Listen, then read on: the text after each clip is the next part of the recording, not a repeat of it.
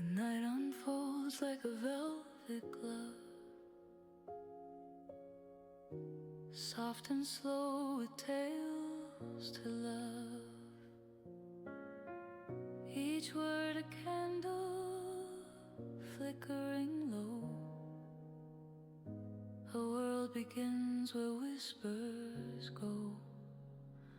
Turn the page, let it breathe, let it glide. Stories weaving, taking flight. Open wide in the quiet. We all belong to whispered pages, to a nighttime song.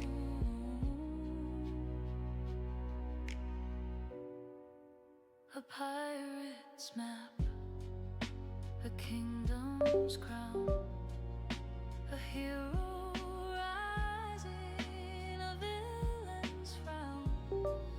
Through every line, the heart takes wing. In shadows deep, let the story sing. Close your eyes, hear the flow.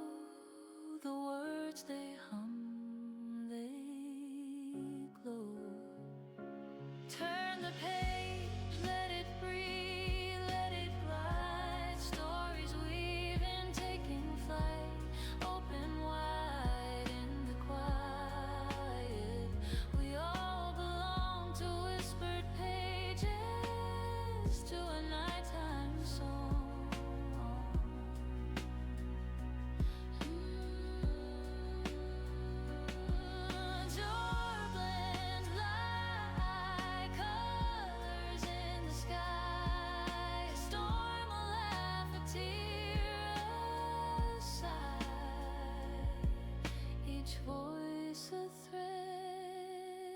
Tapestry whole, every tale a mirror to the soul.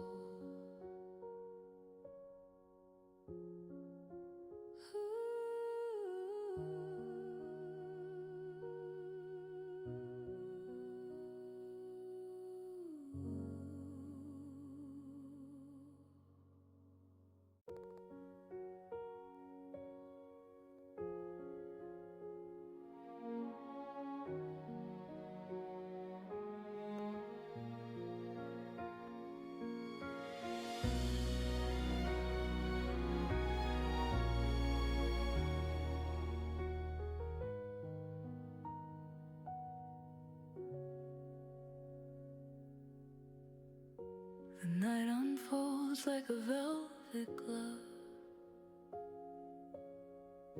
soft and slow with tales to love. Each word a candle flickering low. A world begins where whispers go. Turn the page, let it breathe, let it glide. Stories weaving, taking flight. Open wide in the quiet. We all belong to whispered pages, to a nighttime song.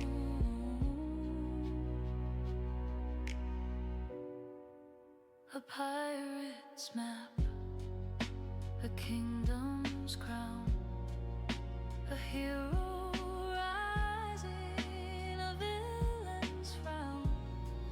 Through every line, the heart takes wing. In shadows deep, let the story sing. Close your eyes, hear the flow. The words they hum, they glow. Turn the page, let it breathe, let it glide. Stories weaving, taking flight. Open wide in the quiet. We all belong to whispered pages,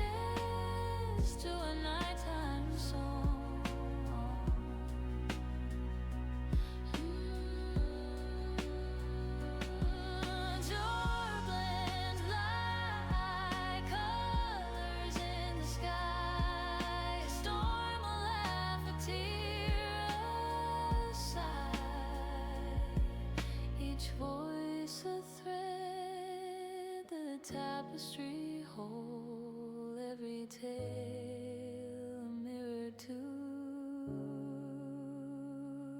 the soul.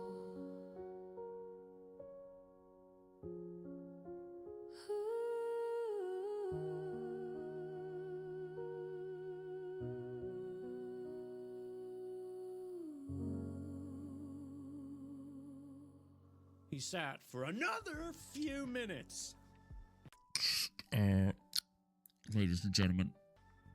Then discreetly checked his watch again. Time seemed to have slowed down. Giggity. All right. Should have waited and called in again. Ow! My head just came off. Seems quiet. Too quiet. It felt more like 25 minutes to have passed. Not 5! I'm Batman. Gotham is never safe without me. Hey, Red, does this hurt? Oh! Okay, the best Some part is... reinforcement, please.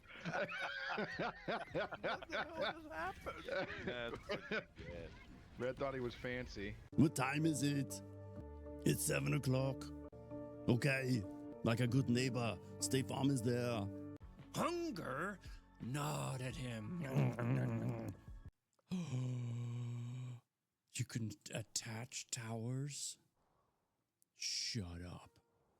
I've been trying to practice my glamoring. Look at me. Ooh. Impromptu performance this evening, which I must say was indeed a welcome distraction.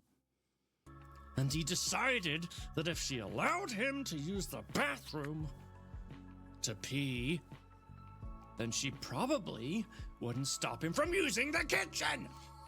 Thank you, Mr. Holmes. You're very kind. This is gonna be funny.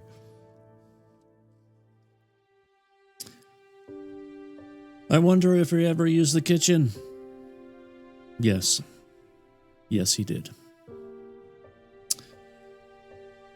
Good evening, everybody. Every time... I can't help but get this image in my head. Every time I'm like this, I'm like... I feel like I'm going to start a newscasting. They're like... Good evening. Tonight's news at 6.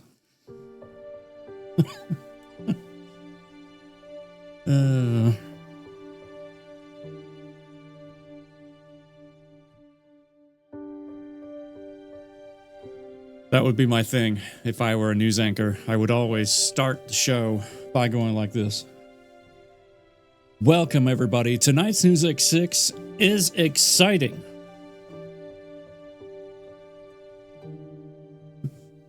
Anyway. Hi. Good to see you.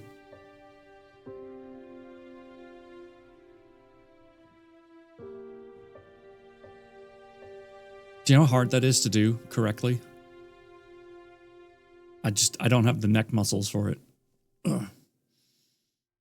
Anyway. Oh, I would say welcome to Sunday, but I don't have to go to work tomorrow, so it doesn't have to be Sunday at all. It can be whatever day I feel like. I mean, technically it's Sunday. Technically.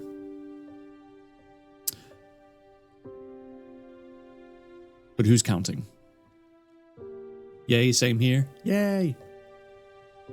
I am going to take the kiddo to do a little bit of shopping tomorrow in the morning so that he can pick out something for his mother.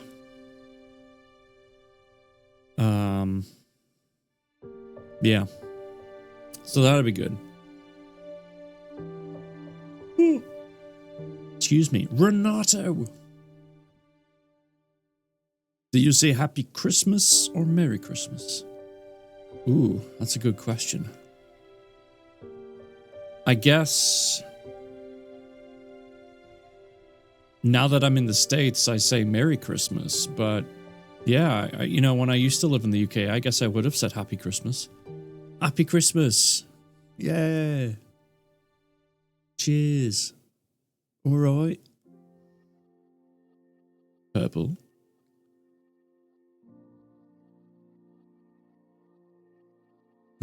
That's good tea.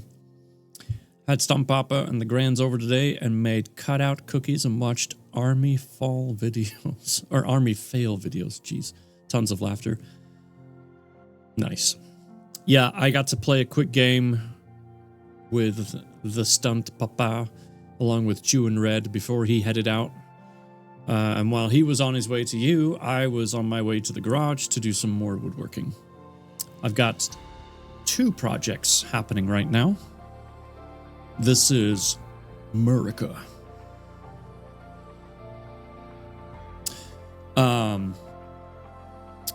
I am still working on my fold-out workbench table thingy.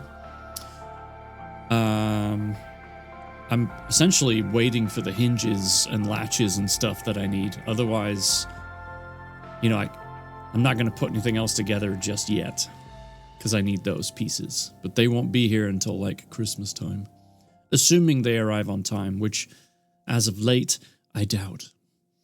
But otherwise, I'm also working on a new version of the slotted bench that I've made in the past. I've shown you that, right? I don't know if I have. You know what? I have a website now. Hold on. Because I'm going to try and give you the visual of what it is I'm talking about. So, please hold. Let's see. Let's do a window capture.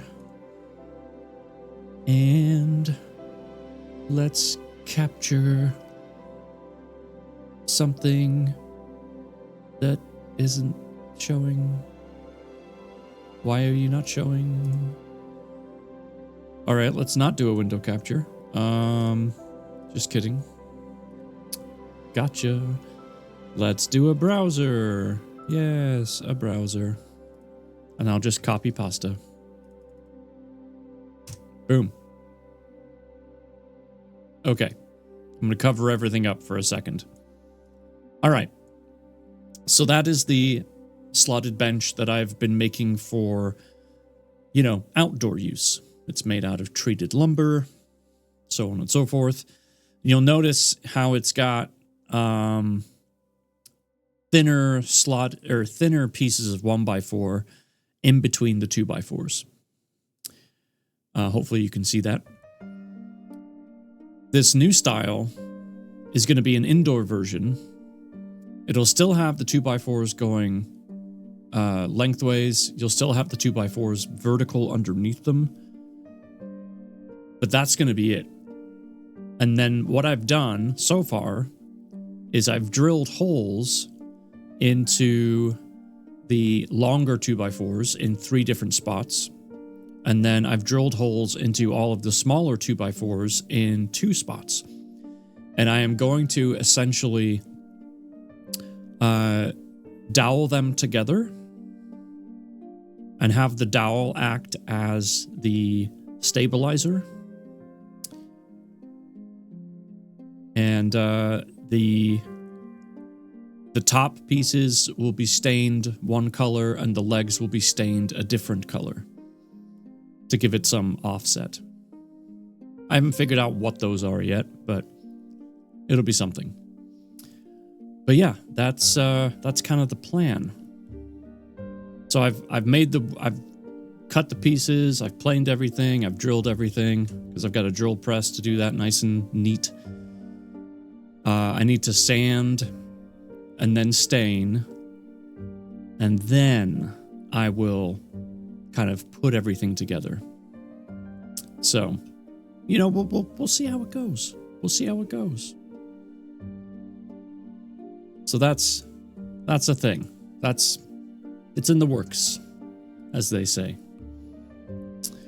First time chat, book buyer, the bookkeeper. Hello, reading and writing. Yes, we are going to be reading a book today. Continuing to read a book, actually. this one. Destiny of a Broken Kingdom. Welcome in. While we do that, we also have a puzzle for you guys, if you wish. That's what your castle looks like today. Since we're doing kingdoms, we're going to continue with the castle theme. Destiny of a Broken Kingdom. What a neat little castle. Looks like someone's play village. It's adorable. And then, of course, we'll have our marble races, which we're still keeping track of for points because we're not done with the month yet. It's anybody's game. Although, there are certainly some that are climbing the leaderboard, if you will.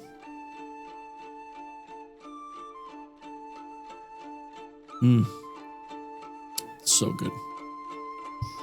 I added a little extra milk than usual tonight, so I let the tea bag steep just for a little bit longer. And I feel like it's made all the difference. Yeah. All the difference. Delicious. Let's put you back over there, otherwise I'm just going to drink all of it at one go. And that's not helpful. Kapow. And now we're over here. All right, there's our marble races. I thought it wasn't going to show up there for a second. Thank you, Fubar.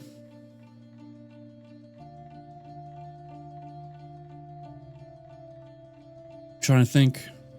Oh, sometime on Tuesday. I'm not sure when yet, but it likely will be the afternoon time frame, like 1, 2 o'clock Central Time. I'm going to be playing Helldivers with a UK streamer. Huldra is a hoot. She's an absolute gem. Love her to pieces. And she's not the go-getter in Helldivers like I can be. And I'm nothing compared to like Redthorn, who solos level 6s and 7s and stuff. That guy's crazy. But it's going to be fun. I'm going to bring out the big guns and let Huldra do some pew-pews. It's going to be great. So that's happening on Tuesday, sometime in the afternoon. And then, of course, I will be reading in the evening, just like usual. So it's going to be a heavy stream day on Tuesday. Woo! All right. I'm trying to think if there's anything else that we should talk about before we open up the book.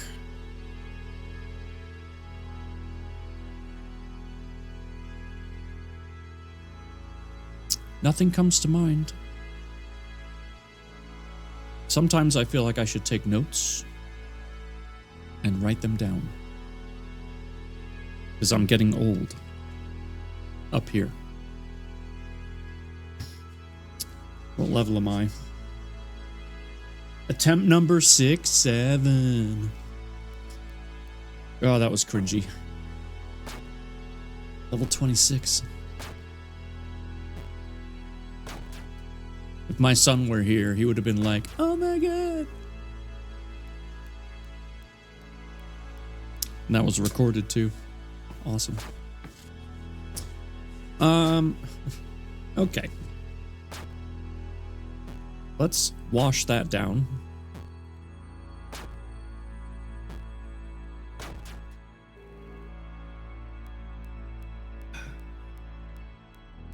Ooh, I need to heal. Heal me, baby Jesus. Well, I healed a whole 1/20th. Ooh. That's a painful death. All right, that's over. We're on chapter 19. Exclamation point kingdom.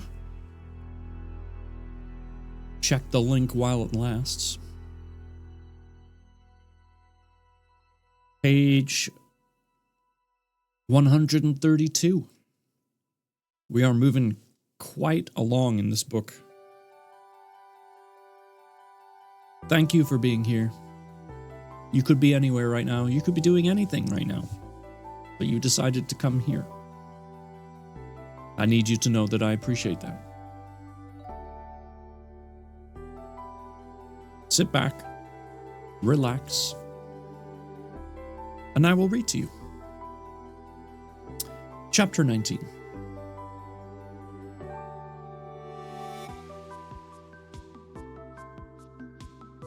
And she changed you into Pan? Ayla's voice emerged in a whisper. Going to be eating pizza in a minute? I had pizza tonight too, because I was feeling lazy. Frey sneered, breaking the hush that had immersed the clearing. Even the wind had ceased, as if nature had been on hold listening to Frey's incredible story. 1 minute, I was holding the goat, Frey went on to say. The next, I was that goat, and the witch stood staring at me. I'll never forget the ugly grimace on the old woman's lips. Ayla caressed Frey's face. The poor man had been forced to hide. Had been forced to hide in the forest away from his family and friends. And again, all because of the evil old woman.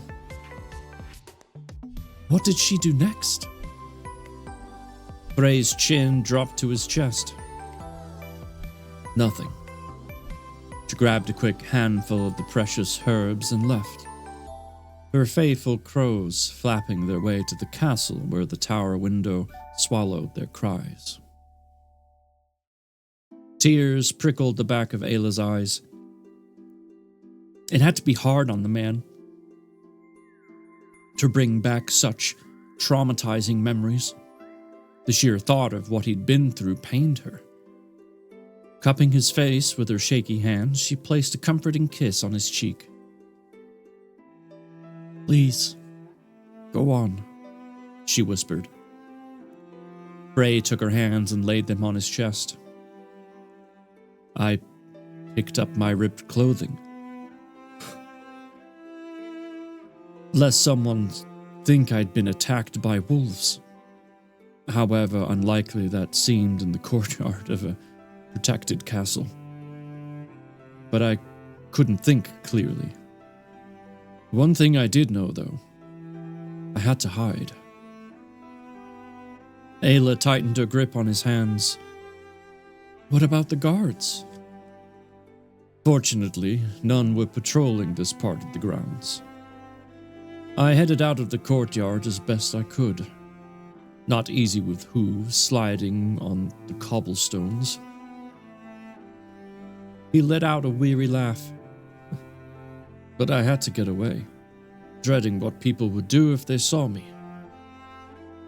They could have taken me for the devil.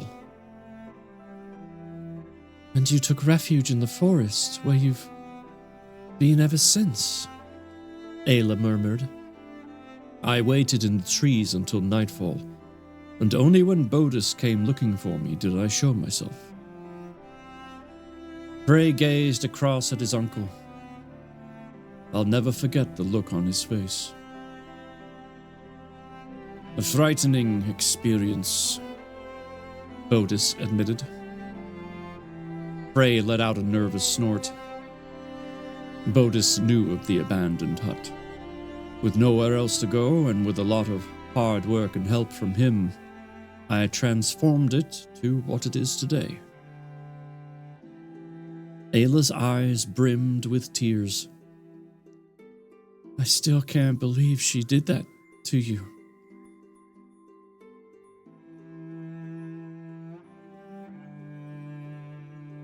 Nothing compared to what they have planned for you, my love. And I found that out from Bodis. The hunter strode over to them and settled a solid hand on Frey's shoulder. Ayla set her hand over the hunter's. The hand she'd once feared had become the hand that had saved her. What happened, Bodis? His eyes met hers. Are you sure you want to hear? I need to know, she replied, releasing her hold. The royal family needed to marry their son to have an heir to the throne. But Olvander was in love with the wet nurse's daughter, Catelyn. Something completely out of the question for the queen. Kingdom needed a royal heir. The hunter stopped and cleared his throat. Too busy with royal duties when Olvander was born, Thalia had left her son in the hands of a wet nurse. Realizing years later the mistake she'd made. Brought up with the wet nurse's daughter, Olvander spent more time with Catelyn than with anyone else. Over the years, the two milk siblings had become inseparable. To the point of becoming... Oh my gosh, Professor Petty. You want me to whisper? Okay. Chew? What's up, dude? Oh, and a book bonk. Okay.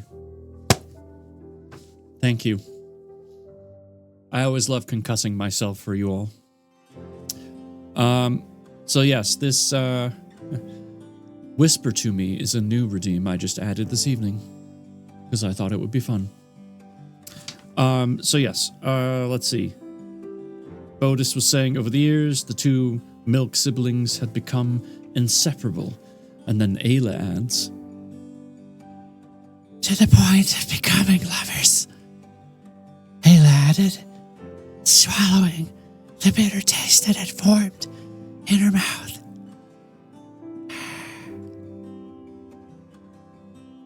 All the implied promises between the Queen and Olvander now made sense. What a fool she'd been to trust them. Even the Queen seemed to be genuinely concerned with her well-being.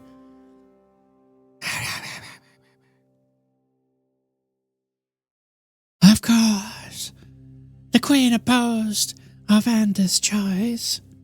Bodis continued. So, mother and son came to an agreement.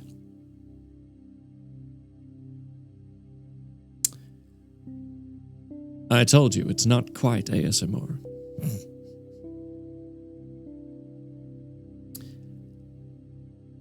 And that's where I came in. I feel like microphones hate whispers. Unless they're made for it, those 3DO mics are genuinely amazing.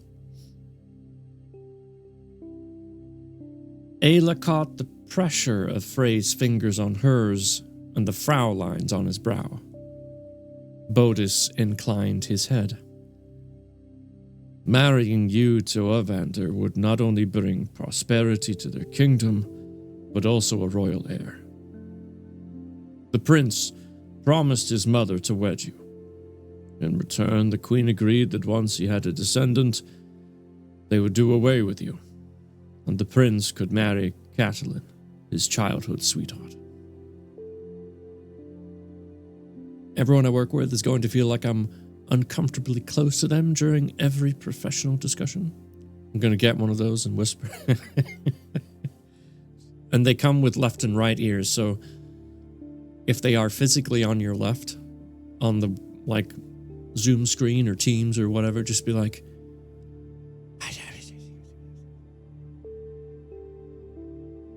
it'll be hilarious.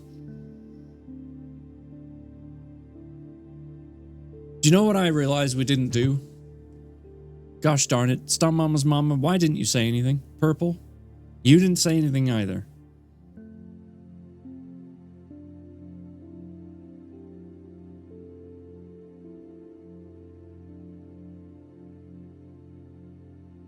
What didn't we do? What have we not started?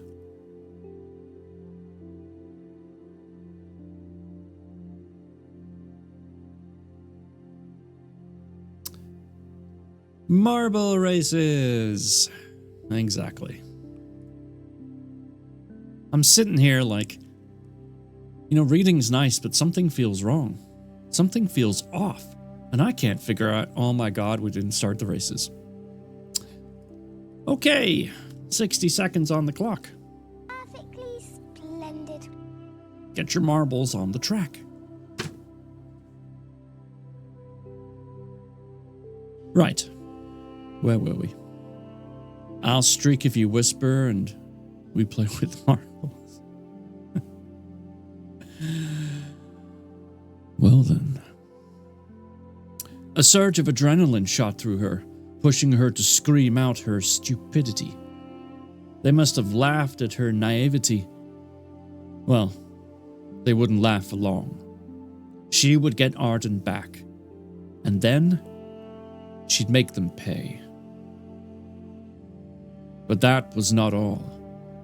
Bodis went on to say, when your father perishes, Arden will gain the kingdom of Seria, and Ovander had promised his mother that if he could marry Catelyn, he would allow her to rule as regent. So, that's why the queen wanted to do away with me. Power for her to rule over Seria. Aela stared at Bodis. And when did you know about all this? The hunter avoided her gaze. A few days after the wedding. His voice held a light tremor, and his eyes glistened, so unlike the image he portrayed in the presence of the royal family. I swear I could do nothing, he rushed to say.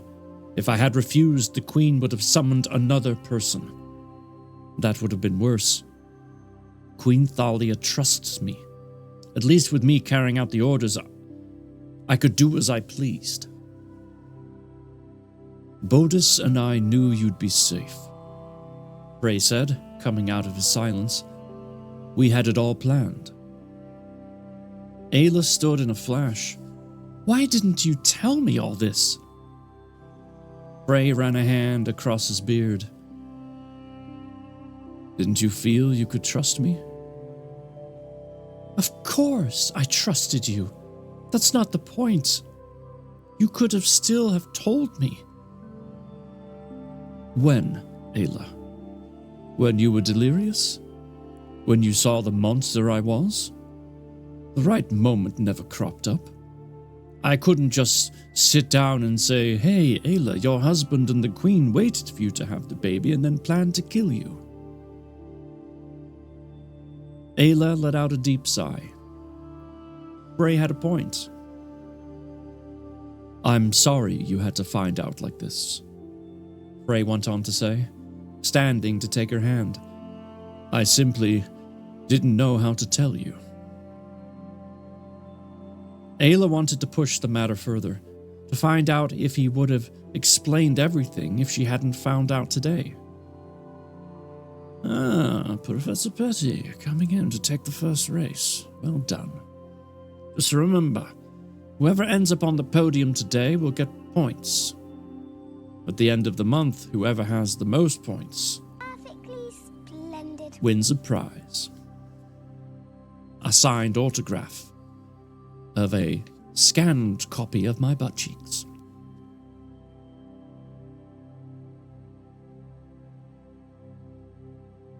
But the way his words had been taken... But the way his words had taken an apologetic tone, she knew he hadn't done it intentionally. Am I forgiven? He asked, brushing the back of his hand down her cheek. I know that's the second thing I didn't tell you. Tenderness and concern filled his voice, bringing on an immense sadness. The man had his own problems.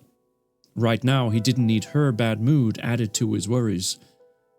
She nodded for a reply. The royal family had wanted her death, but wanted the child. Her child. A child with royal blood who would rule after Ovander. but she had survived and would rescue the babe. A promise she'd made to herself a while back, and she intended on keeping to it. I must leave, Bodis said, retrieving Ayla's dagger from the ground and handing it back to her. I don't need the Queen questioning my whereabouts. And we need to return to the hut, Frey said to Ayla. The hunter pulled his nephew into a hug and patted his back affectionately. Take care, boy. Then turning to Ayla, he jerked a quick bow and left. Just like that.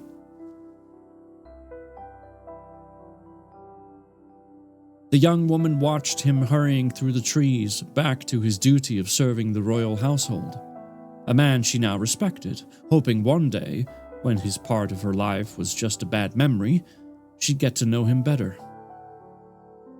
Walking by Frey's side, Ayla's thoughts wandered once more to the royal family. She hated them, for the misery they'd brought, for all the suffering they'd caused everyone. But that was nothing compared to the hatred she had for the witch. The old hag had changed Frey into an animal, something she could never ever accept or make right. She reached for Frey's hand, bringing him to a halt. They held each other's gaze without moving, dusky violet into ice blue. Then, quite unexpectedly, Ayla closed the distance between them and stretched both hands around Frey's neck. She drew his face down to hers and brushed her lips against his. Oh, Stunt Mama's mama, winning race number 2. Well, I guess there was just 2 of you. It was a 50-50 chance. Just the 2 of us. You can raise your marble now. Perfectly splendid. A tiny groan escaped the man's throat when she kissed him gently on the corner of his mouth. Ayla. He paused and cleared his throat. Are you sure about this? The young woman remained silent, tortured by contradictory thoughts. She had a husband, but Olvander despised her and even planned to kill her. Couldn't be wrong to have feelings for Frey, could it? Was all ready to go for the first one and then you didn't do it?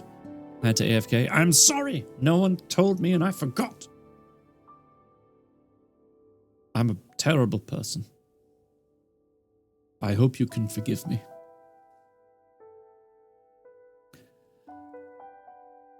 I'm absolutely sure, she whispered. Frey grazed his nose on the hollow spot below her earlobe, his mouth nibbling her skin.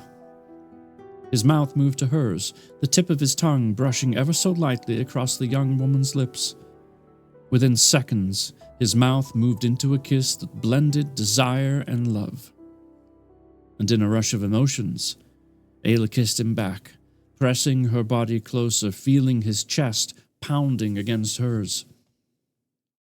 Releasing both arms from around his neck, she rested her palms on his chest, licking the taste from her lips. Her finger twisted the cord of his soft leather jerkin, while she looked deep into his eyes. I've wanted to kiss you for a long time, Frey said, breaking the silence, but I never imagined you'd want to kiss the monster. Ayla covered his lips with her fingers. I'm a monster too. You're a beautiful maiden of the sea. Besides, out of water, you're normal. Ayla ran her fingers over his mouth. Frey took her hand and pressed his lips into her palm, his gaze never leaving hers. You know this can't go any further. Ayla nodded and kissed him again. And that, ladies and gentlemen, is the end of the chapster. The chapster? Wow. I am the real Napster. You guys remember Napster? Oh, man. Rexter, you're monster number 3. You're not a monster. You're the bear. Grizzly bear. She's all, did you realize? Almost all men are basically goblins or orcs. Silly goat.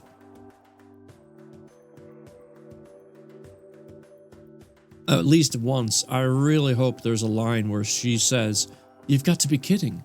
Or, are you kidding? You know, just something with the word kidding in it. I could use a good Napster sometimes in the afternoon.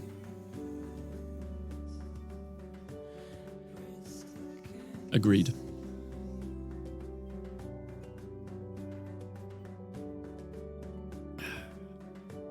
I remember watching the movie The Italian Job with Jason Statham. And the computer guy, the hacker guy, puts up on the screen, I am the real Napster.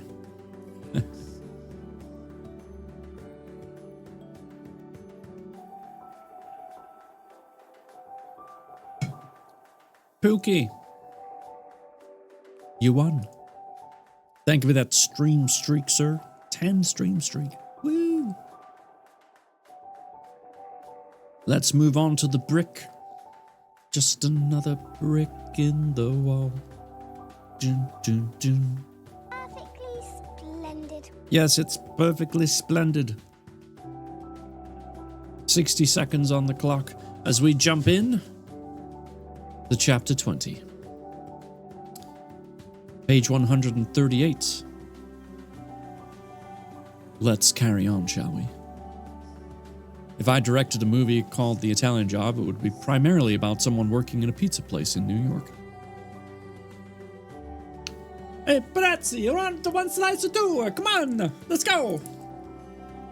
You want a Coke? You want a Coke with that? Okay, come on.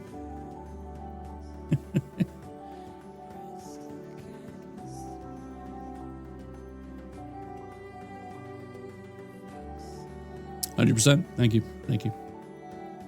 Just, I remember I would like to be cast in that movie. I have nothing even close to any Italian genes in me, but, you know, I try. I try my best, okay? Okay. Here we go. Oh-ho.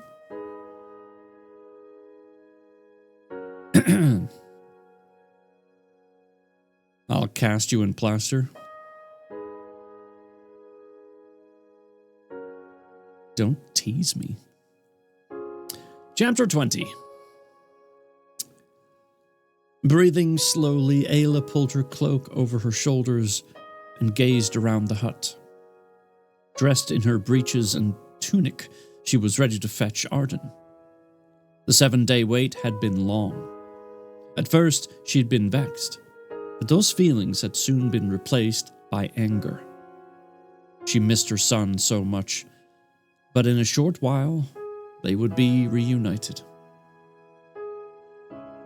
She'd been happy here with Frey, but like he'd said during their many conversations, this was no place to bring up a prince. The babe deserved a better life than living in the forest. Besides, she couldn't keep him hidden forever. Sybil had planned to take Arden from the castle, and together they would return to Saria with the babe. Frey had arranged for Bodis to accompany them. The only thing left to do now, persuade Frey to go with them. Frey, you gotta come. You just gotta. You can't stay here. What are you doing? You can't stay like this. It's not a life for you. Look at this. It's not. You gotta go. I'm just reminding myself of the actor who's like, does the voice of Timon and Pumbaa, or Timon. Oh, what the hell's his name? I can see his face. What are you doing? Anyway, I completely just, rabbit. Oh, Pookie, you won again. How rude of you.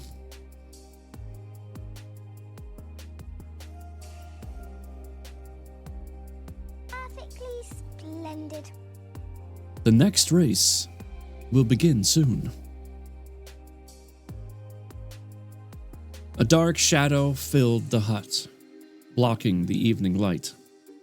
As always in Frey's presence, Ayla's heart rate soared. She turned to face him.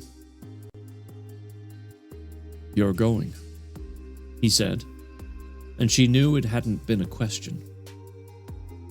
"I must. Sybil will be waiting." Frey held his head high and let out a deep breath. "Come north with me, Frey.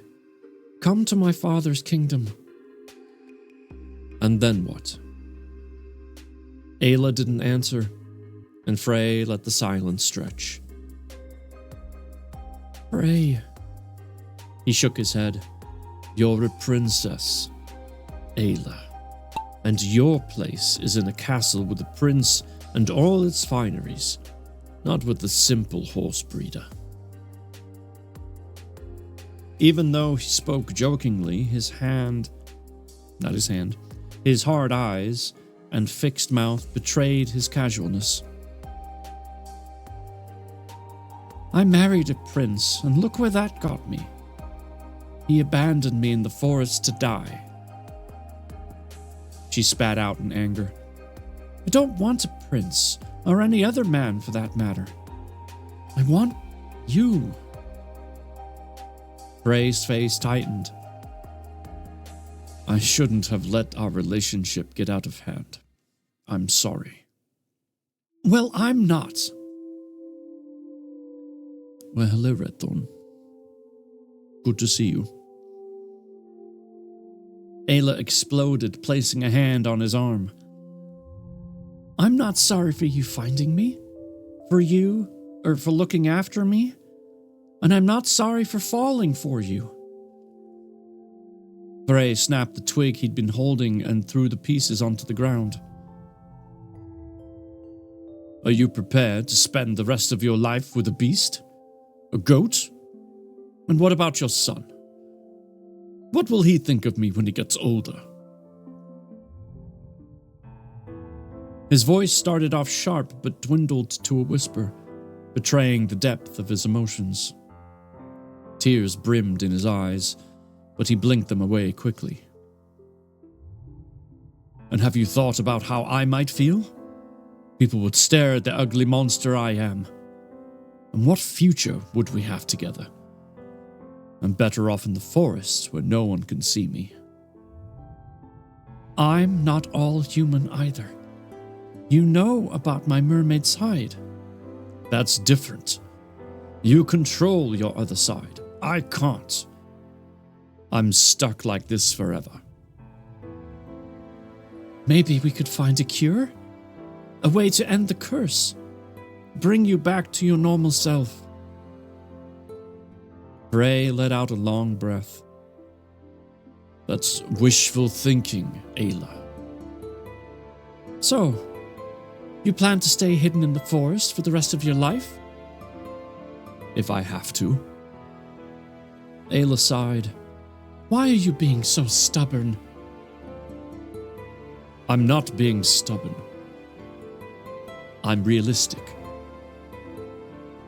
Just like we are realistic about Chu's chances of winning. 33% chance. The odds were quite even. Well done."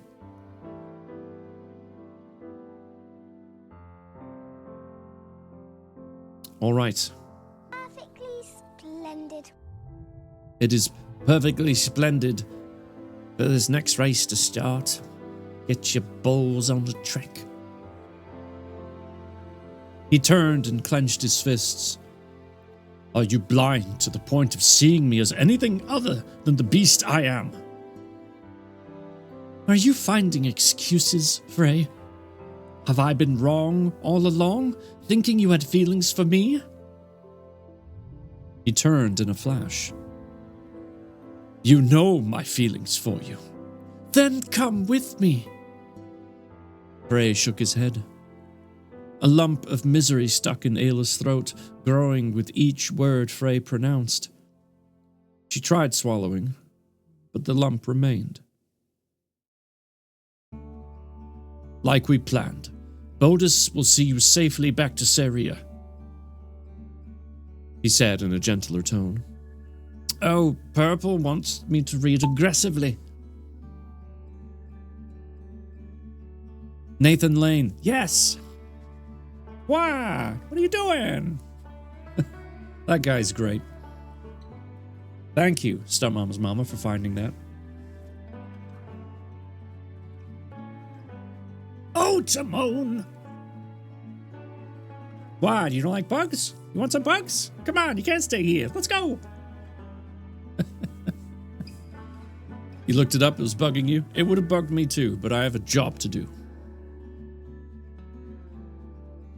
Hakuna Matata for the rest of your days. Anyway,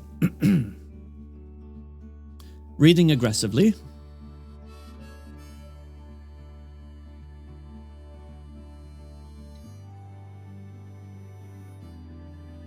Life isn't fair, she mumbled.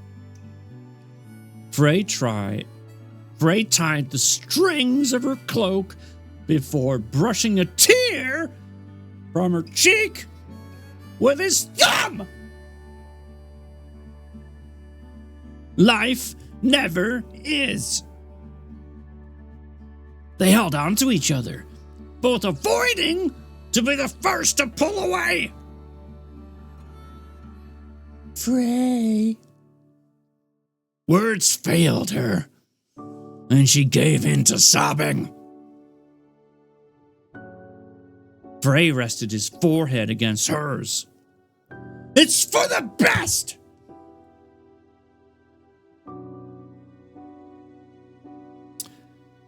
She sniffed and rubbed her tears on her sleeves. Frey took her hands in his and brought them to his mouth, kissing each finger in turn. All Ayla could do was cry. Mentally counting, she waited for him to kiss the last finger. Then, with a light brush of the lips on her forehead, he turned and hurried from the hut. And then there was a break in the story.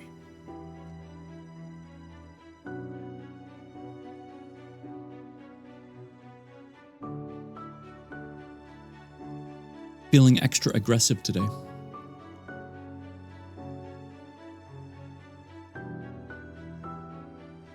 It's probably because of Helldivers. It was a good game. Facing the castle's tower, Ayla waited in the shadows of the forest trees. The evening air was still warm from the rays of the June sun, but it didn't stop her from shivering. Any minute now, Sybil would come with Arden. The sheer thought of it warmed her heart. And aside from the regrettable goodbye with Frey, she managed to smile. As if on cue, the young maid hurried from the castle, alone. Sybil rushed up to Ayla, a deep frown on her face, and Ayla's stomach twisted. Where's Arden? Sybil clasps her hands. What is it, Sybil? Speak to me. It's the babe. Ayla's hand shot out and clutched the maiden's arm. What's wrong with him? Her voice came out in a hoarse murmur. He's been taken to the tower. Ayla's face turned ashen. She knew what that meant. The child had been entrusted to the witch.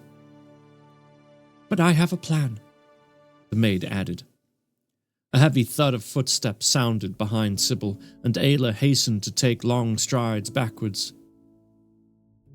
It's Ovander, she hissed. Sybil turned to see the prince marching straight for them, his gait proud and confident. Who are you talking to, Sybil? He called. No one, Your Highness. I heard you. Ayla eased herself further into the shadows, careful not to be heard. The prince grabbed Sybil by the arm and pulled her to him. Who are you seeing? One of my men? maybe, Sybil replied, looking the prince straight in the eye. Olvander let out a dirty laugh and took a few more strides into the trees. Get back to the castle, and don't let me catch you out here again.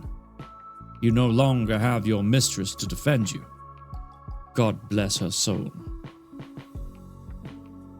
Stunt Mama's mama. Well done. Just got back from helping the tiny human find PJs, something that is evidently impossible without my help. Do you mean Timon from the Lion King? Yes. Perfectly splendid. The next race has begun.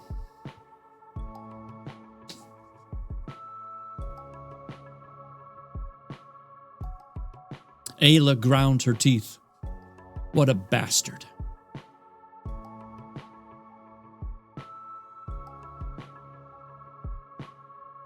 Amen, Sybil said a little louder than necessary. Olvander turned in a flash, but the maid was already running to the castle. I was on my way back anyway, she shouted over her shoulder. The prince snorted but kept his eyes focused on the woodland. Ayla crept behind a tree, keeping to the patches of darkness. Show yourself. Twigs cracked under his boots. I'm curious to know who's interested in the worthless maid. I said to show yourself now. Ayla had to get away, but instincts told her to stay hidden. If she attempted to run, Olvander would see her, catch her, kill her. She pulled the knife from her trouser pocket and clenched it tight.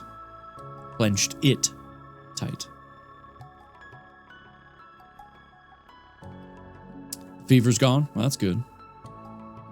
Fighting back stuffed sinuses, but other than that, we're doing well. Stuffed sinuses, just annoying. The cracking stopped, and for a short moment, so did Ayla's breathing.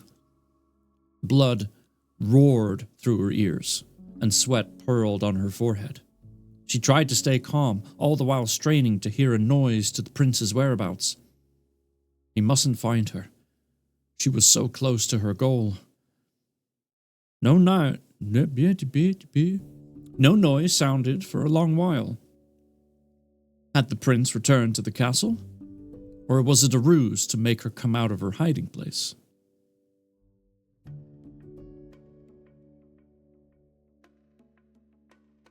If you don't show yourself, I'll make sure you're severely punished when I find out who you are. Olvander shouted, making her jump. And I will find out. You can count on that. A lazy breeze brought a hint of smoke. Ayla raised her head and sniffed the air. Olvander did the same. Fire! Fire! Loud voices shouted from the castle. In a flash, the prince turned and rushed back through the trees. Ayla returned the knife to her pocket and trailed the prince, keeping back just in case he changed his mind and carried on his search. Ayla reached the outskirts of the trees and gasped. Smoke drifted from the tower as flames licked out of the windows and rose up into the sky, into the night sky. The acrid smell of burning wood floated in the air. The flames burned brighter, the smoke thicker as the young woman approached. Horrified, Ayla watched the chaotic scene, her fingers gripping the damp bark of an old oak while blazing flames shot from the tower. No, she mouthed. Arden. She licked her lips, which had suddenly gone dry. What if Sybil couldn't rescue her son from the witch's clutches? Angry voices sounded. The courtyard scrambled in total chaos. Bright flames lit up the night. Ayla ventured to the edge of the gardens and crouched out of sight. No one would spot her with all the commotion.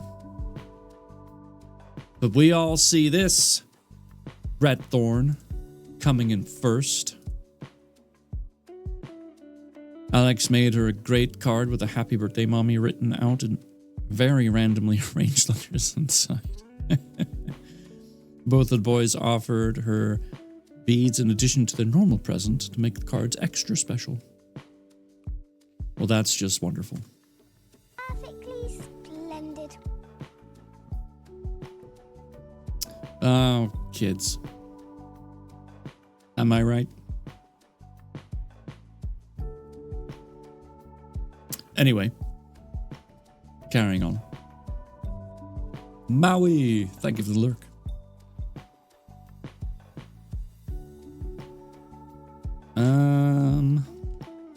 Actually, you know what? Before I continue with the madness, ads are going to run in like 4 minutes and we won't finish the chapter in time. So, I'm going to run them now. No reading until they're done. You have my word. It does mean I can drink some tea.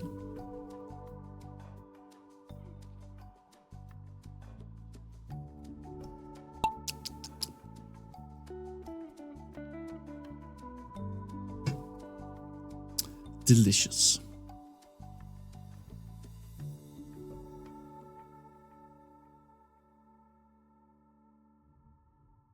I hope everyone's having a fabulous evening so far. Really did. Alex gave her a scannable dinosaur so then she can play Talking Play with us. And he delivered it with a dinosaur covered a Hanukkah bag. The dinos on it were covered in menorah. Oh, okay. I was like, what? ¿Qué pasa? Took me a second there, but I got it.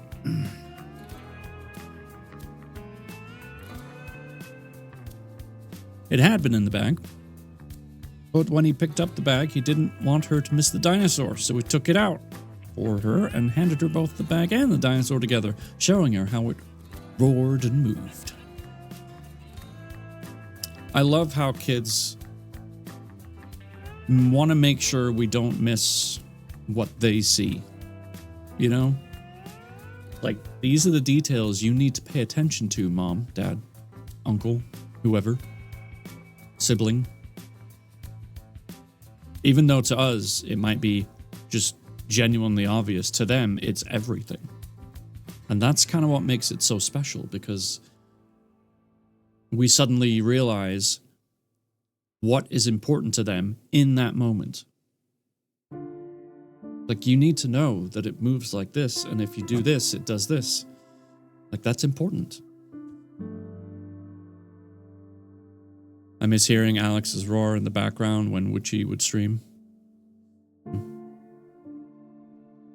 I miss having to put my volume of Witchy's stream down to 5%, otherwise I'd be deaf. That too.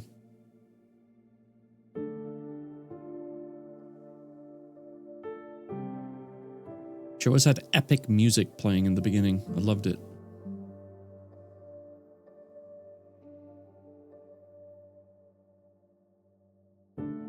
Oh, look at that. The ads are done. Man, I could just drink that kind of tea all night long. She does have one of the best screams on Twitch. Yeah. Okay. So, she's in the gardens of the castle in the courtyard where there's chaos with all the burning and the fire and the smoke and... Let's see what happens. She pushed a hand through the bush and peeked through the small branches. A few men with glowing torches rushed to the tower, lighting the way for the others carrying buckets of water. And in no time, the men had formed a chain from the well. Oh, Red Thorn. Well done. Cheerio, chap.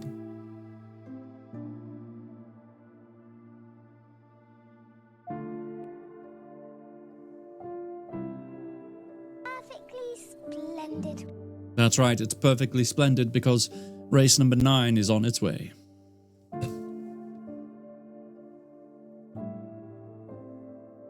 Out of the way! Olvander's voice carried over the uproar. Let me pass! He rushed into the castle, leaving Ayla biting the back of her hand, praying Sybil had rescued her son. If Olvander got to Arden first, there would be no hope of ever seeing the babe again. Quicker, with the buckets! Someone yelled, or the whole place will burn! Yes, that's how fire works. Shouting continued until the sound of splintering wood echoed in the air, catching everyone's attention. Ayla raised her gaze and saw the witch flapping her arms. Flames clung to her cloak, eating away at the garment, turning her into a blazing torch. A flock of crows flew from the burning tower, a swirling mass of black. They circled the witch until she lost balance and plummeted to the ground, arms flailing. Well, no real loss there. Ayla snapped her eyes shut, unwilling to witness any more drama, but the incessant cawing of the birds forced them open. The birds swooped and circled the body on the ground, then rose and fled to the forest. They're probably like, we're free! The bitch is dead! Let's go! More movement from the blazing tower, and Ayla's stomach somersaulted. Where was Arden? And why was Sybil nowhere in sight? She had to act. What is it you think you could possibly do in this moment? Everyone and their mother is available to see you, and you have no idea where the baby is. But anyway, that's just, Running low to the ground with her hood over her silver hair, Ayla headed closer to the castle. Every step she took jolted the dagger against her thigh. If Sybil needed help, she wouldn't hesitate to use the weapon. A few men gathered around the witch's body to smother the flames, allowing Ayla to reach the castle without attracting attention. Inside the building, she prepared to mount the stone stairs when a hand clamped down on her shoulder. Ayla opened her mouth to scream, but another hand covered her mouth. Probably Bodis. Panic increased like a rolling stone, and adrenaline took over. She kicked out hard and dug her nails into the hand over her mouth, trying to pull it away, but the man was strong. Calm, Ayla. It is I, Bodis. The hunter's lips were only inches from her ear. Ayla released the hunter's hand, tears of relief surfacing. Get back to the shelter of the trees, he ordered, releasing her. But Olvander is up in the tower. He'll get the babe, and I'm afraid for Sybil. The hunter drew his dagger. I'll deal with this. Now go. Ayla watched Bodis disappear up the spiral staircase, then turned and headed for the door. Even though she wanted to follow the hunter, she knew she had to obey. Out in the courtyard, she hurried past the coming and going of soldiers. More shouting followed when the tower's burning rafters collapsed to the ground in an almighty crash. Ayla squealed and took advantage of the diversion to run for the shelter of the bushes.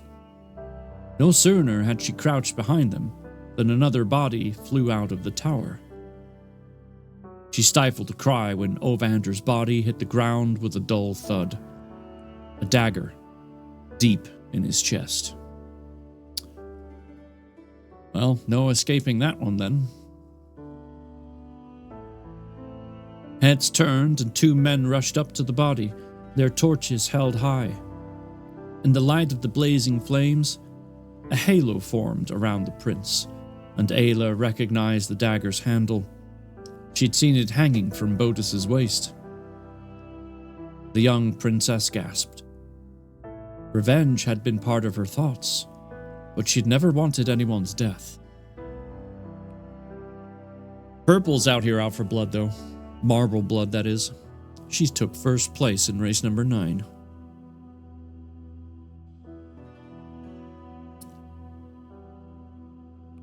Liquid glass oozing from the marble. No! Perfectly splendid. That's right, 60 seconds on the clock, race 10 commencing very soon. Good luck.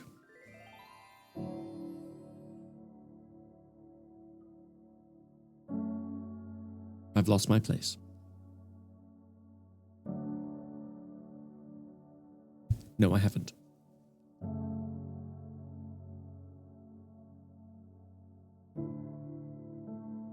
Oh, Vander! Oh, Vander! A young woman rushed up to the prince and dropped down beside him, her gut-wrenching screams covering the noise of the roaring flames and the shouting men. What will happen to me now? The woman screamed between two sobs. We had plans. That's what she cares about. Wow. Her face buried in Ovander's neck. The young woman's body shook with sobbing. This had to be Catelyn, Ovander's childhood sweetheart, the person he'd never stopped loving. A horse neighed, and Aela turned to see Bodis hurrying from the stables, leading 2 horses. Sybil followed close behind, with Arden in one arm, the other pulling another mare. Aela rushed up to the maid. You have him, Sybil. You have him. She took Arden and smothered him with salty kisses. I was so worried when the fire started. You said the witch had taken Arden. I thought... No time to explain now. Oh wait, that's the hunter. No time to explain now. The hunter called, his voice rising above the shouting around them. We must leave. Bodis was right. It wouldn't take long for the royal attendants to discover Ovander's body and the missing baby. The fire had already brought people running. Aela handed Arden back to Sybil and ran to Nova. The mare waited patiently while Bodis hitched the princess into the saddle. Once straddled, Sybil returned Arden to his mother. Then, with the hunter's help, she settled on her own mount, curving her legs around the saddlebags. Aela tightened her grip on the reins, and they trotted out of the courtyard into the fresh country air. A welcome change after the acrid smell of smoke. She peered behind to the forest, where she spent so many happy moments with Frey. Speaking of happy moments, Redthorn's over here doing a happy dance because his marble won. You know what I mean?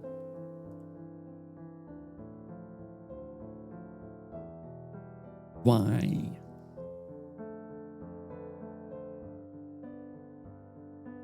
Perfectly splendid.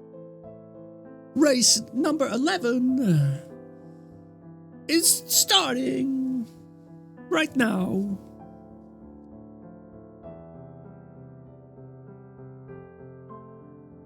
Aela tightened her grip on the reins. Wait, I already read that part. Comforted to be heading home, her heart still cried. The look in Frey's eyes when they'd said their goodbyes still plagued her, and would do so for quite a while. But she would return. And that is the end of chapter 20. I know what happened. Atkinson put a big penalty on me because I blew earlier.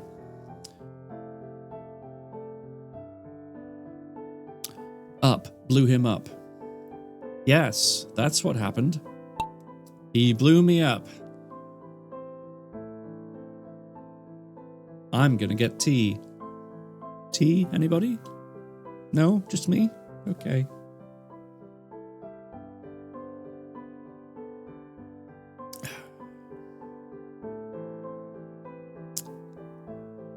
Redthorn, did you just see that Chew admitted that he was the one that blew me up and it wasn't your laser? It was his 120 barrage. He just He just said it. Proof. And this is being recorded.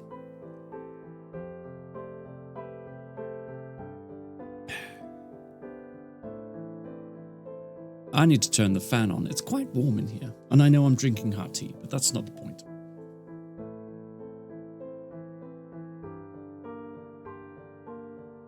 Kachiga. Dang it, I just stepped away for food. Well, that was your fault. Eating is for the weak.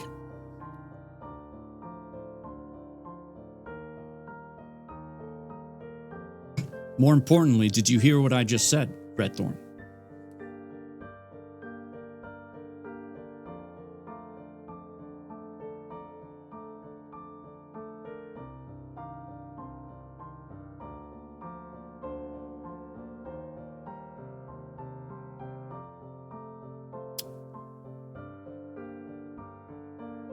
I'll stop eating when you stop drinking tea. I'm not drinking it right now. Did you hear what I said earlier, though? It's very important.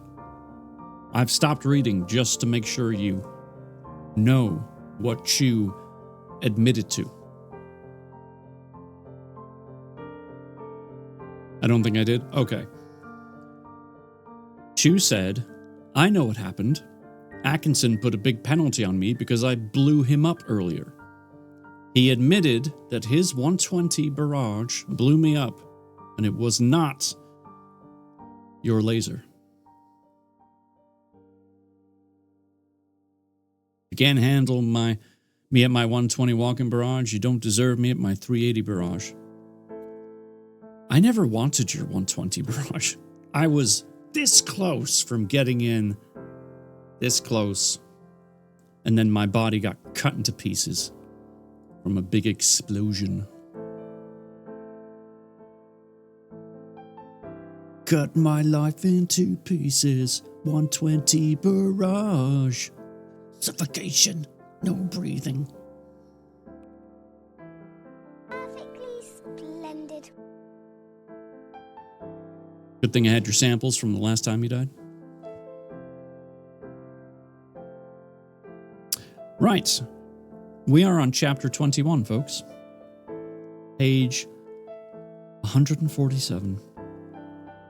And let's not forget that this story has, I want to say, 198? Yes. The story ends on page 198.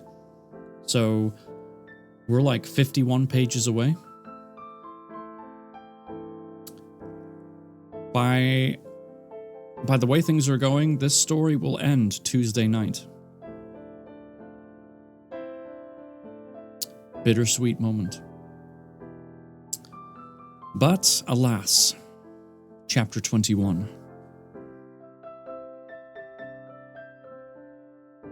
They rode all night in silence, understanding the need to distance the royal family. Otis had signed the death warrant when he'd stabbed Ovander in the chest. No one could mistake the owner of the dagger.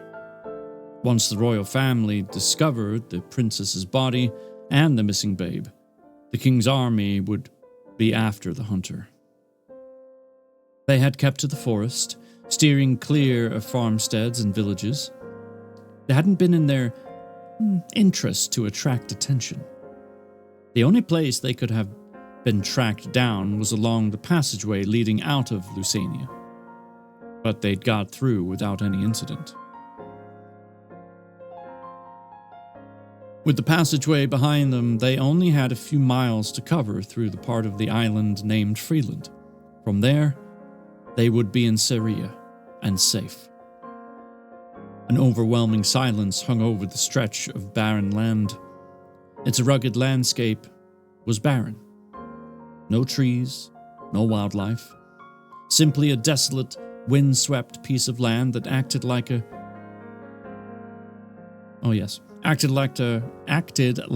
carrefour between the four kingdoms. I can read words.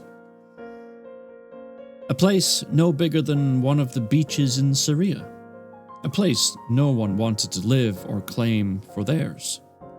It had been established as a place where councils from the kingdoms could meet for negotiation and trade. Botus suddenly brought his stallion to a sudden halt and held up a hand, his gaze fixed on the tall hills to the left.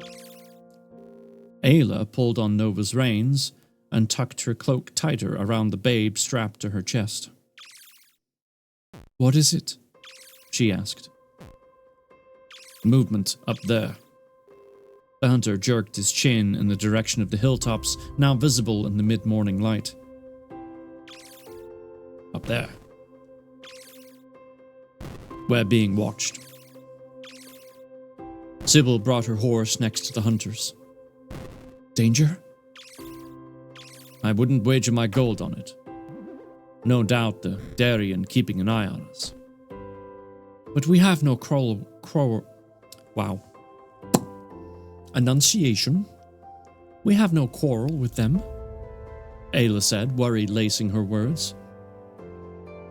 "Mayhap they have quarrel with us." "Why should they? We never saw anyone when we rode to Lysania for my wedding." "You rode under the banner of Syria," Botus stated. "They have no quarrel with your kingdom. They do with Lysania." "But this is free land. It belongs to no one." "Doesn't stop them from observing and attacking if the mood strikes them." Nova snorted and pulled on the reins, forcing Ayla to tighten her grip. The young woman remembered Ovanda speaking about the barbarians of Darien, how they had invaded Lysania and how King Lucan had negotiated trade with their prince. "Do they know who we are?" Sybil asked. "Not sure. Their riders aren't a menace for them. 3 riders aren't a menace for them. If they wanted to attack, they would have already done so." Ayla's lips twitched, hoping they wouldn't attack 3 lonesome riders. Didn't stop her worrying about hungry wild animals. Like Purple Pookie over here. She's a hungry wild animal trying to get first place. Aren't you, Purple? You just go get him.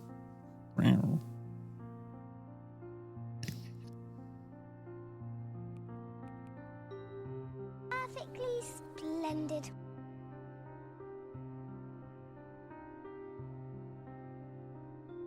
With one last look to the hills and then to the snow-capped mountains beyond, she dug her heels gently into Nova's sides. Garar. Let's move on. We can't be far from Seria. And then there was a break in the story. Every time there's a break, I should be like, a break in the story.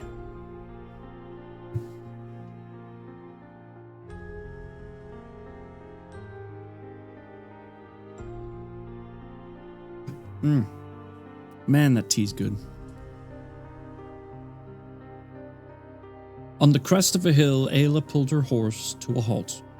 The voyage north had turned out to be pleasant in Botus's company. Below, the sea crawled gently to the shore, drenching the sand. The beach stretched away to the port, gray-green tufts of marm grass dotting the small sand dunes. From habit, Ayla breathed in deeply, filling her lungs with the salty air. This just in, a break in the story. More at 10.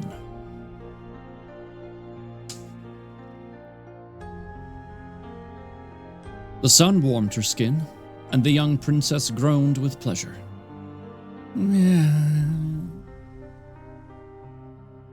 Something like that, I'm sure. Living in Lysania's forest, she'd been deprived of so much direct sunlight, not to mention the lack of places to swim. Far away, the squawking of seagulls sailed on the morning breeze, and in a flash of silver, they glided over her, guiding her back home. A long year had passed since she'd left with memories of riding across the beaches and swimming through the waves. It was strange being back in her country with its familiar landmarks, back to her people. It had been a long ride through the forests and freeland. Ayla had never been out of her kingdom. There had been no reason to. In his youth, her father had traveled around the island with the royal cavalry, visiting the 3 other kingdoms. 12 long days of riding over mountains, plodding through forests, and trotting along the tall cliffs which made up of the eastern side of the island. One day, if she could, she'd like to visit the 2 eastern kingdoms. She'd already had a taste of Lusania and wasn't in a hurry to return. Ayla turned to Bodis and caught the warmth in his look.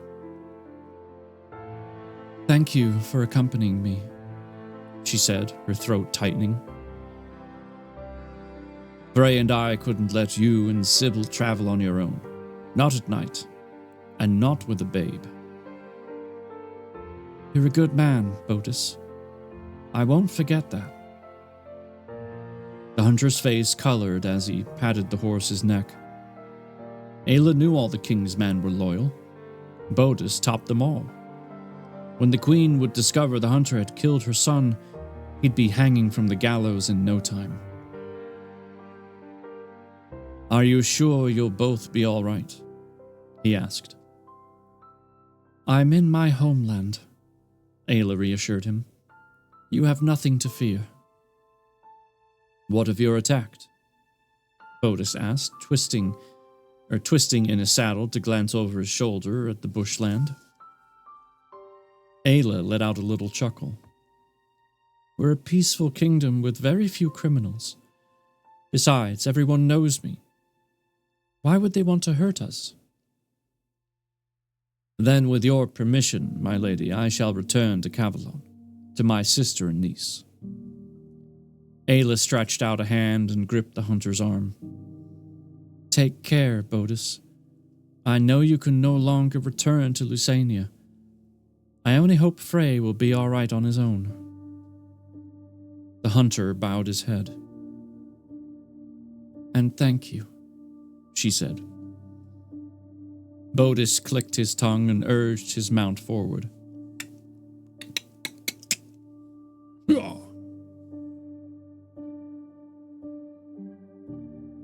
"I miss Frey already," Ayla mumbled to Sybil while they both watched Bodis trot back down the rocky trail.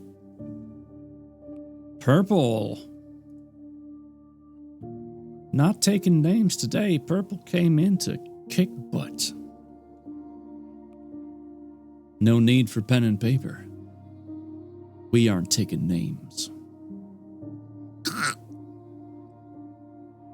Perfectly splendid. "Tell me about him." Ayla took in a deep breath and let it out slowly. "What can I say? He's everything I ever dreamt of in a man. I know I only spent a little over a month with him, but during that time we had something special." "Then why isn't he with us now?" "I want to win it for Chloe." Ayla bit her lower lip. "He's been cursed." Sybil gasped. "The witch?" "The witch turned him into a goat figure. I mean, he's goat from the waist down," she rushed to say. "She's a wicked woman." Sybil spat out the words. "And I'm glad she perished." Arden gripped his mother's veil, bleary-eyed, and yawned. The poor darling hadn't slept much. It had been a long journey for them, yet the idea of hugging her father pushed her on. "I can't go any further," Ayla said after a while. "We need to stop and rest." Strapped to her chest with a strip of bed linen, Arden's weight pulled on her back, causing her shoulders to ache. "Over there," Sybil said and pointed to a large rock. "We can sit there. The horses can graze on the surrounding bushland." Ayla nudged Nova forward and headed to the place they'd spotted. The 2 women dismounted, and Sybil tied the horse's reins around the trunk of a spruce. "I've never seen so much water." Sybil shaded her eyes with her hand and gazed out over the sea. It's beautiful here. Wait until we reach my castle. You'll love it there. Arden began to whine. The babe's hungry, Sybil said, taking something from one of the saddlebags. She unfolded a cloth and took out a sweet pastry. Breaking off a piece, she handed it to Ayla. "'Tis all I have," she added. Ayla sat with her back against the rock and chewed on the cake, mashing the food and feeding tiny amounts to her son. She knew Arden needed milk, but that would have to wait until they arrived later in the afternoon. Her father would know who to seek to breastfeed the babe. She peered down at her son and clenched her jaw. "What's wrong, Ayla?" Sybil asked. "I shouldn't be feeding Arden with pre-chewed food. I should be breastfeeding him." She caressed the baby's head. "Life is so unfair." Well, that's what all the other contendants are saying, because Purple keeps winning. Well, in this case, just Stump Mama's mama. But I have a feeling with her kind heart she doesn't mind. Bless you.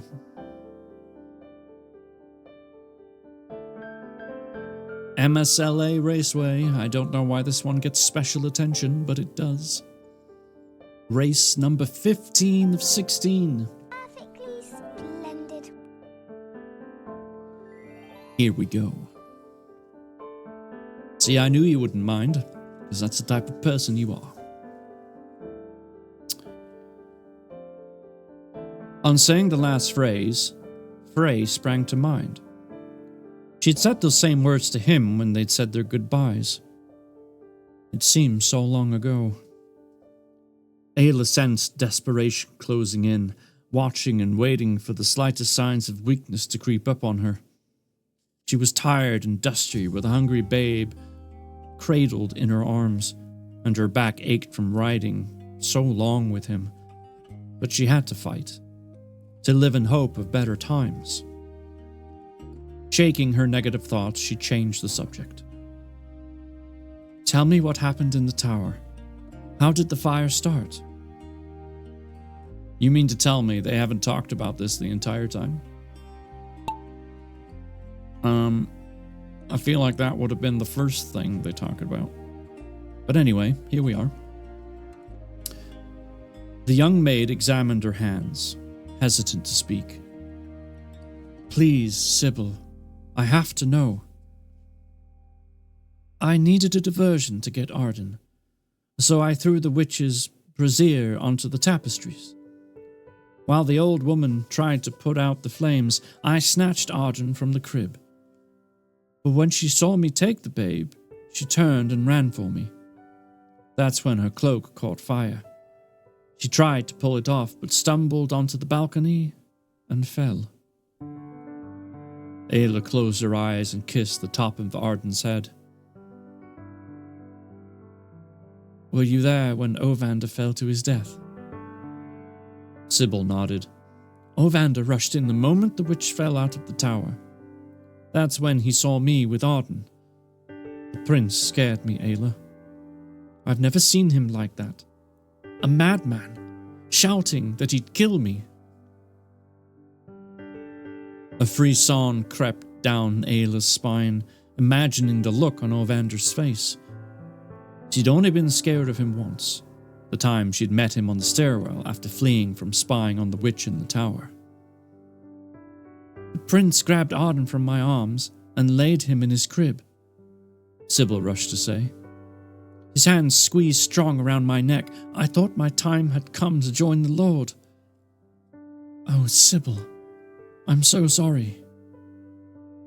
Sybil gave her mistress a weak smile. "If it hadn't been for Bodis rushing in and pulling the prince away from me, it would have been my body lying next to the witch. By saving you, Bodis signed his own death warrant. No one can mistake his dagger. I was surprised by what he did. Me, who always thought him to be a mean thug, obeying the Queen's orders without any qualms. He's a brave man, Ayla.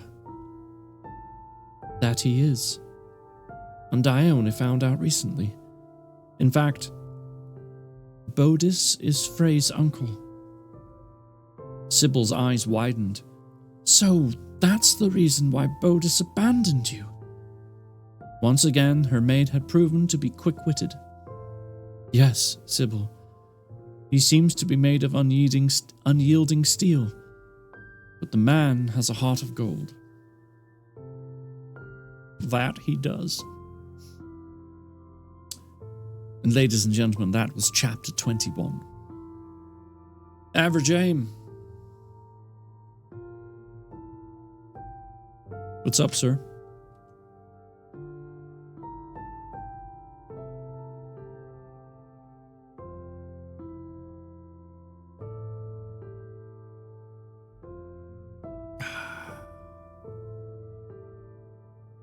Howdy, hope all is magnificent, sir. I hope you're doing good. How's things? Keeping busy? Ready for the Christmas holiday or whatever you might celebrate this time of year?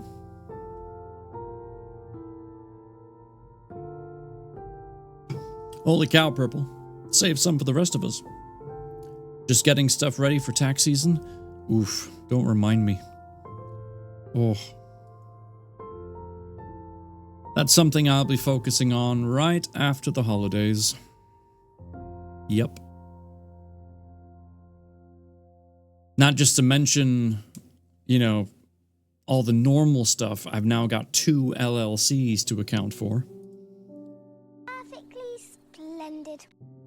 So that's fun. Tax season? Is that starting already? Yeah, pretty close. So yes, normally I'm in a rush to just get them done, over with, capiche, get out of here, get my money or whatever, and then move on. But, gotta slow things down this season. Gotta make sure I get my LLCs taken care of correctly. Don't want to miss any tax credits from those. Not to mention all of the expenses. I think between the 2 LLCs, I've got over $8,000 in taxable expenses. So that's fun. What I do is sit in a dark room wishing I lived someplace that wasn't run by corporations, and they just did my taxes for me. The IRS knows that I owe them, unless there are any special exceptions. Just tell me the difference, IRS. You're not wrong, Chew. I often think that myself. Yep, cross them I's and dot them T's. Yeah, exactly. LLCs make tax season so much fun. It wasn't too bad last year, because it was only the voice work stuff. And I hadn't really made any money, but I had expenses from, you know, equipment and websites and, you know, all that kind of stuff. So it was mostly just, you know, credits and calling it a loss. But with the woodworking stuff, I have made a few dollars, nothing in compared to the amount of money I've spent. But yeah, that's certainly something I'm going to have to take into consideration. Oh yeah. And then this coming year, I'm going to do, since it's a full brand new year, I'm going to figure out a better system for the cost side of things. Like if someone wants me to build something and I quote them a $200 or $300 or whatever it is, I need to find a sheet that I can use over and over again so that I can break down, this is everything that cost me, this is how much I charge for this, you know, my time, blah, blah, blah. And then, like, start adding tax into it. And, yeah. Bubby's cousin is CPA, so she takes care of it. Just have to gather all the paperwork for her. That's nice. I'm gonna do it all myself. Although I will say, everyone kind of has their own feelings on the tax options online. I've tried a couple of different ones, and I have so far been most pleased with TaxAct. I have found their software to be the most user-friendly. So, that's been nice. It makes it a little easier when things make sense. Stun Mama's Mama taking the last race. Good job. That was a close one.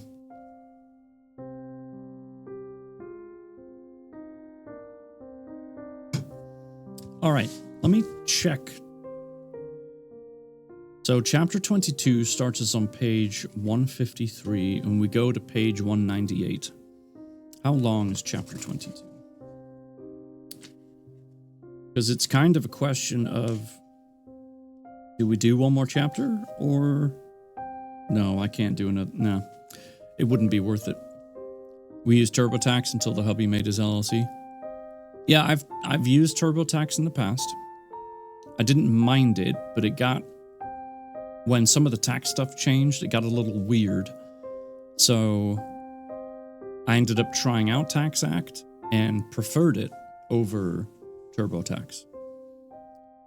Especially depending on like the plan that you get. Last time, because of the LLC, I changed brackets, and if I needed to ask a question from a tax expert, I was able to. I don't remember if it was just a straight up phone call or if it was a video chat, but either way, I just put in my info and they called me within like 5 or 10 minutes.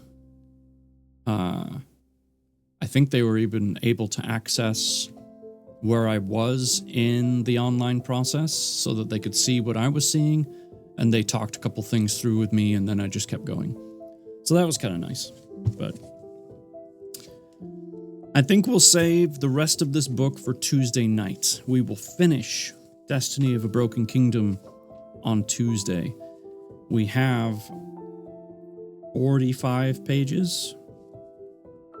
If I read chapter 22, we'll only have like 32 pages or something like that. So I think the pages that we have left, it'll time just nicely so that we can finish the book just before Christmas. Yes. So for right now, let's find out who's on the podium.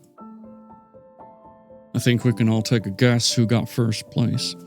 All right, in third place, ladies and gentlemen, Albert Redthorn Gilbert. I know who's not there. Well, see, average. This month, I have been tabulating the podium winners, because at the end of the month, whoever's got the most points is going to get a prize. So all the names up there are there for a reason.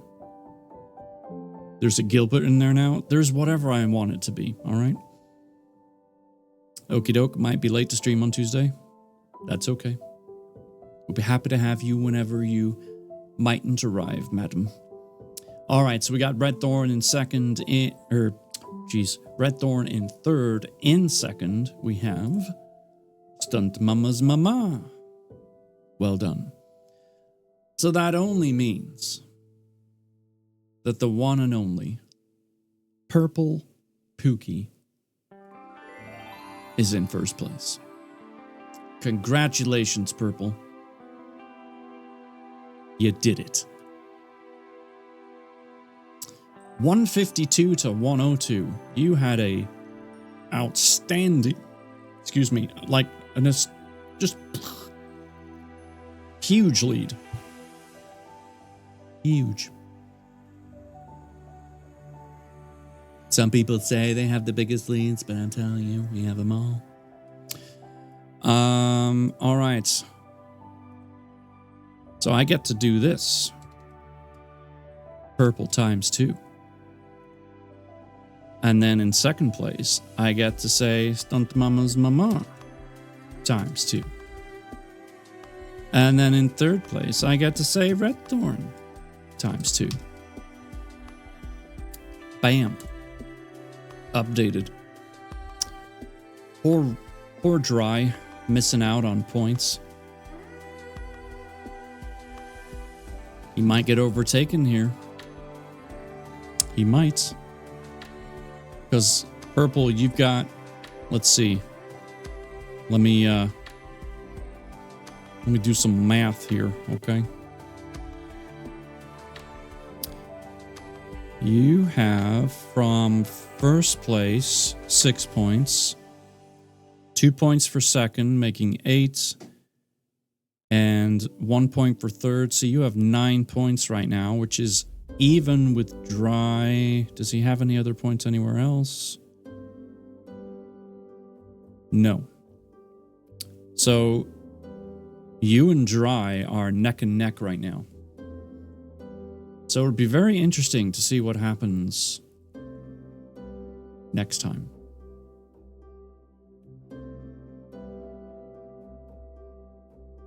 Winner. Someone's getting that chicken dinner. Let's move over here, shall we? Yes. Oh my goodness. So,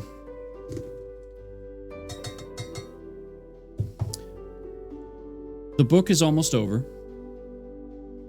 Just a few chapters remain. 45 pages or so, as we said. How's everyone feeling about the story?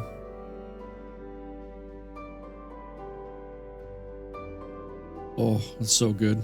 It's like soothes the soul, I tell you. In fact, I'm gonna shut this down so I don't have to stare at it anymore. There we go. Got that out of the way. I love the story. I'm gonna need to get my own copy of it. Exclamation point Kingdom, and you certainly can. Need to start reading more books each year. You know, Average, something I've learned when I was trying to get back into reading more consistently, I found that if I just gave myself a very simple goal of reading like 2, maybe 3 pages per day, that gave me just enough to get me back into the reading game. It's only a couple of pages. It takes like 5-10 minutes depending on how quickly you read. Plus, most of the time, you end up finding yourself going, I've read 5 pages because I didn't want this part of the story to end and I needed to keep going. So, just starting out with a couple of pages here and there can really boost you. The kicker is just to do it every day. Add it to my list in Amazon? Nice. Thank you for doing that. I know our friend Jo Saunders will appreciate that. We've read a lot of her books. I read every night at bedtime. I have no doubts. That's great. I read like twice a week.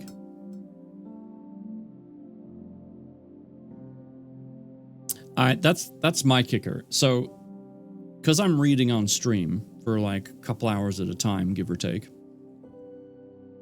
I tend to not read anything else during the week because my mind is so focused on the characters in what we're reading live that if I were to start reading something else just for funsies, I would come back to the streaming book and be like, okay, what? So yeah, it kind of hurts my brain. So like, for example, when we were reading on Thursday nights after stream, we would read in Discord. I really loved that time. But on Sunday, when I would come back to the stream book or whatever it was at the time, I'd have to like get my head back into it because I just read something else and now my brain's confused. So I can't really read more than one book at a time. So you started reading the game again? Nice. Which one? Because we've read 2 called The Game.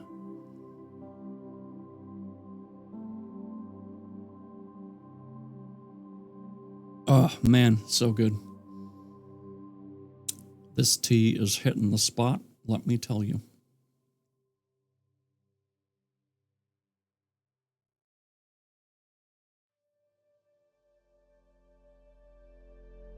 Sarah Rogers. Okay, so that's the one with the guy and the girl that kind of hate each other, and they're in like the maze and they have to find food and water and all that kind of stuff.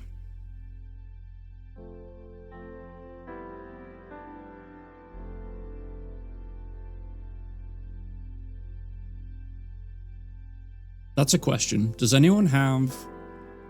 I know we've read quite a few books on the stream, but does anyone have a favorite that, like Purple, you went back to read The Game again? So that's obviously one that you really like. Have there been any others that have been like at the top of your list that anyone has heard thus far?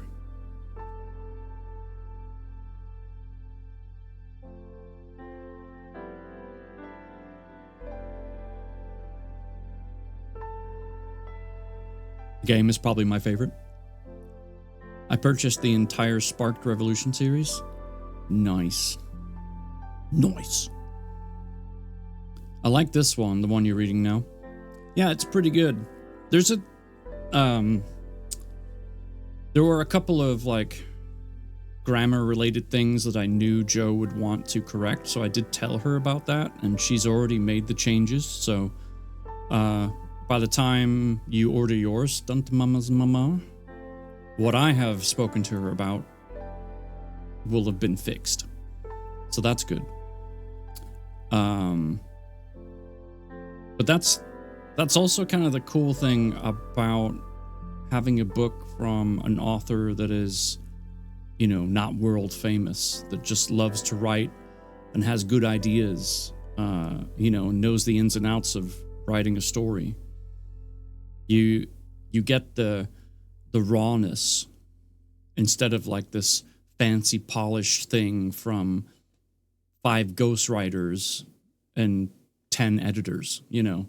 And I'm not saying the fancy stuff is bad by any means, but I feel like it hits differently, you know? The fancy books, as I'm calling them, for namesake, I feel like they have this level of expectance out of them. But when you read stuff like this from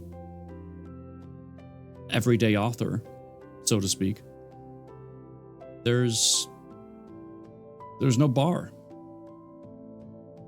And it's good. You just enjoy it, you know? More authentic in my eyes, if I can say it like that. I don't really know the best way to really get across what I'm saying, but hopefully you get the idea.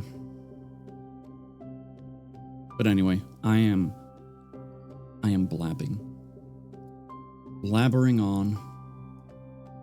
Speaking of which, my son recently learned the word trite.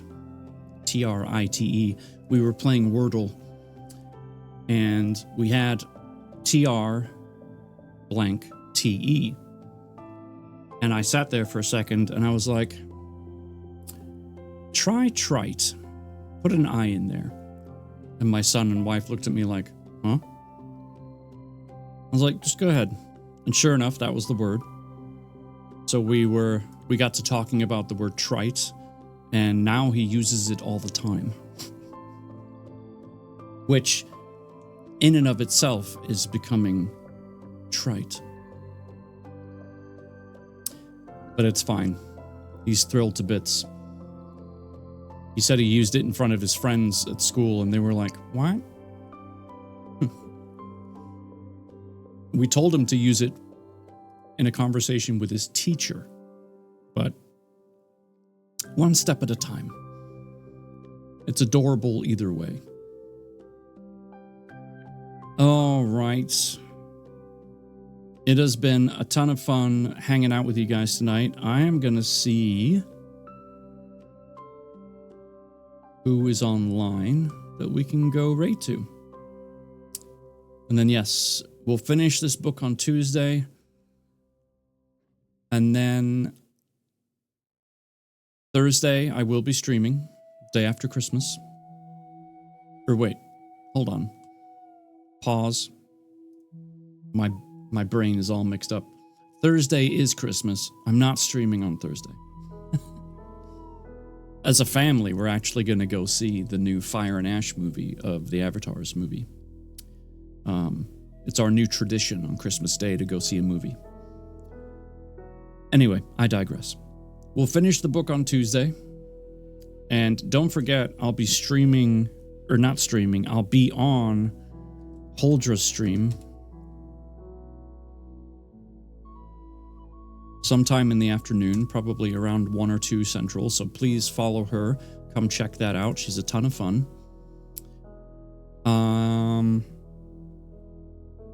So yes, stream Tuesday, no stream on Christmas Day, but I will be back on Sunday and Tuesday. Yeah. So we'll finish out the month strong. And just as a reminder, once this book is finished, I don't have any more books lined up as of right now. I'm going to take a small break. Well, I shouldn't say small, because it's more of just a feeling, really. Like, when I feel like it's time to get back to the books, I'll know. Like, I'll just be like, yep, it's time to get reading again. It's usually not hard to tell. But we'll be playing games otherwise. I do have quite a few lined up that I want to be playing. Arc Raiders, of course. Helldivers, absolutely. We got to keep going with... forgotten what it's called already. Roadcraft. Brain fart. Got to keep going with Roadcraft. We got roads to build. What else?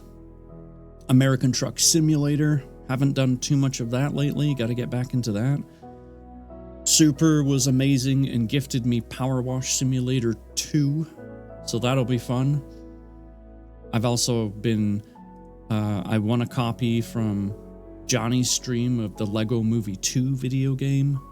So that'll be fun to check out at some point. So there's plenty of gaming to be done while we have a reading break. So, lots of things to do. And yes, completely not looked for someone to raid.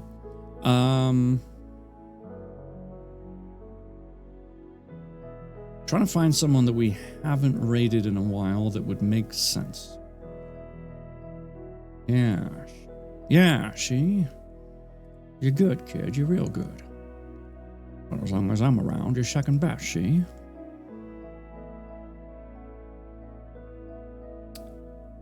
You know, our friends here, There Be Monsters, are celebrating right now. They just announced in their stream today that they are having their first baby, or at least they will be. So let's go celebrate with them.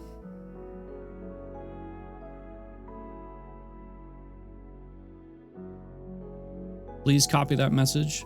Father, I hope Father Christmas brings you all the presents. Thank you, Renato. I don't need all the presents. I just need a $10,000 gift card to Lowe's. That's all. Just the one gift. And I'll be good.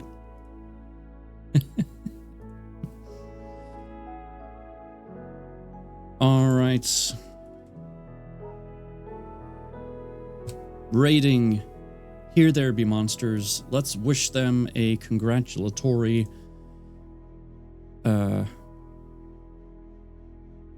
let's wish them congratulations. How about that? We'll just make it easy. Having their first baby. It's awesome. All right, until then, until next time, take care of yourselves. Take care of each other. And I hope you have an amazing night. See ya.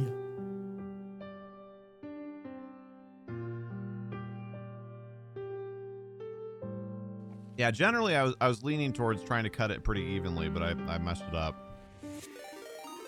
I mean sour cream? No.